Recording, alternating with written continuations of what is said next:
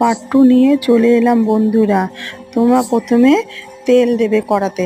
তেল দেওয়ার পর তুমি আলু পটল ভালো করে ভেজে নেবে, লাল করে ভেজে নেওয়ার পর তারপরে আবার তেল দেবে। তেল দেওয়ার পর গোটা গরম মশলা দেবে। গোটা গরম মশলা দেওয়ার পর তুমি মশলাটাকে দিয়ে দেবে। ভালো করে মশলাটাকে কষিয়ে নেবে। খুব অনেকক্ষণ ধরে একটু ভালো করে মশলাটাকে কষাবে। কষানোর পর তারপর তুমি জল দিয়ে দিবে। একটু জল দেবে। জল দেওয়ার পর যখন কষবে, হ্যাঁ ভালো করে কষবে, কষার পর তুমি আবার জল দেবে। জল দেওয়ার পর যখন ঝোলটা ভালো করে ফুটবে তখন তুমি আবার নুন দেবে।